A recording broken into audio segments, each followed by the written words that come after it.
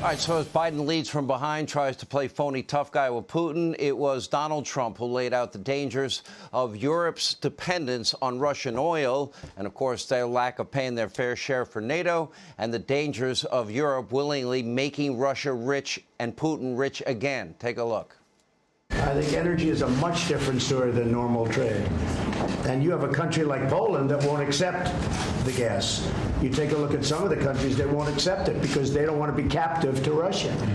But Germany, as far as I'm concerned, is captive to Russia because it's getting so much of its energy from Russia. So we're supposed to protect Germany, but they're getting their energy from Russia. Explain that. And it can't be explained. You know that. And as former President Trump also warned, China is absolutely going after Taiwan to pursue so-called reunification amid Biden's constant foreign policy missteps. Here with reaction, as you can see, is sitting right next to Donald Trump, former Secretary of State, Fox News contributor Mike Pompeo. We played 5 minutes of that. And there's the President of the United States. He was in the face of the head of NATO and laying out the strongest case I've ever heard of why in God's name are we paying the bulk of money to protect every one of our allied countries, every NATO country. They're paying far less than we are, even as a percentage of GDP, and we're paying it to protect them from Russia, and they're making Russia and Putin rich again. Now, I've known you for a long time, and I think you were the only other person besides Donald Trump that was comfortable with that entire conversation. Sean, I remember it well. I was incredibly comfortable. This is what friends do for friends. You tell the truth. You speak the reality. You don't live in a fantasy land. You don't pretend it's okay. It's not okay to send American kids to fight and to American dollars to go support you if you're not prepared to do it yourself. That's what he spoke to the Europeans on that entire trip, not just in that morning breakfast, as I remember it, but the entire time we were there. We wanted Europe to stand up and do the work to defend itself, and then we'd be with them. We'll support you, but you got to take the lead. This is your neck of the woods in the first instance. And we'd also understood you had to shut down the Nord Stream 2 pipeline, so we sanctioned it. You couldn't let Germany suffer by being so dependent on Russian gas. And we can see the results now. Biden comes in, allows the Nord Stream 2 pipeline to continue to be completed. And it's not surprising that we're seeing the results on the ground in southeast Ukraine as we sit here today. And be clear that you and President Trump prevented the waiver for the Nord Stream pipeline. We've heard similar language from Putin as it relates to the Baltics. In 2014, he annexed Crimea. We see the possibility of potential military action and activities going on in Belarus. You tell me, is this going to take all of Ukraine? Are the territorial ambitions of Putin now to take over Ukraine? And where do we go from there? Sean, it depends on the reaction of the West. This is not predetermined. It's not inevitable that this happened because of the good work that President Trump and our team did. It didn't happen on our watch. The only thing that's changed, Sean, Vladimir Putin didn't change. American leadership changed. And so you're right, whether it was Crimea or Abkhazia or the other places Putin has taken little chunks of sovereign nations, it'll continue to happen so long as the United States is on its back foot. And the sanctions I've seen so far, heck, one of the two banks they sanctioned, a bank called VEB, was already under sanctions, Sean. I promise you, Putin saw that, and what he reads in that is green light. These folks aren't going to take this seriously.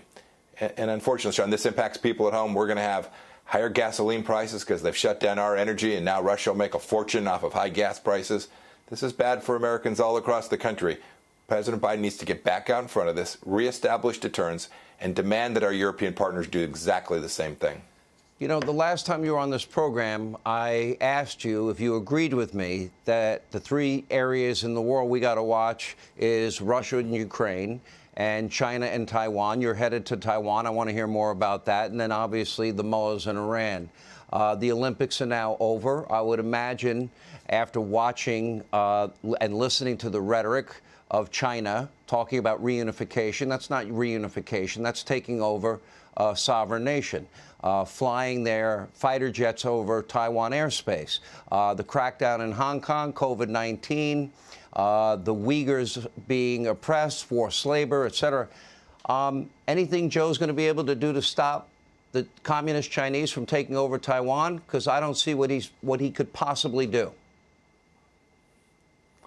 America has the tools. We have the capacity to support the Taiwanese people. We absolutely can. We did it for 4 years. Everyone knows exactly what levers there are.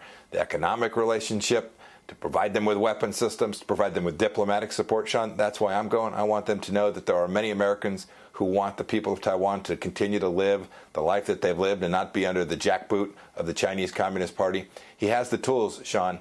It's simply not clear if they're prepared to engage in the world in a way that protects the things that matter most to America and most to the countries all around the world that for so long have looked to us as that beacon of freedom. I haven't seen them use them. I pray that they will begin to do so. What do you make of this unholy alliance that has emerged, and that is Russia, China, and Iran? It seems that Russia and China are helping Iran in their pursuit of nuclear weapons. Do you see the same thing? I do. You know, as you go through that list of countries, Sean, I've been sanctioned by 2 of those 3. Perhaps the third one's on its way as well. Look, they're going to work together because they don't have very many friends in the world. But if we're weak, countries in the Middle East will grow closer to them. Countries in Southeast Asia won't feel like they can push back against China. Those countries don't need our soldiers. They don't even often ask for them. What they want is they want to know that the United States is with them. We're their friend. If you want to engage in commerce with us, we'll be right there alongside you. I don't think they have confidence that the United States under President Biden will do that. And for that reason, I think this axis between China, Iran, and Russia will continue to grow, and they'll make more and more friends the weaker that we are. If we could work it out, we'd love to have you on from Taiwan. This is pivotal.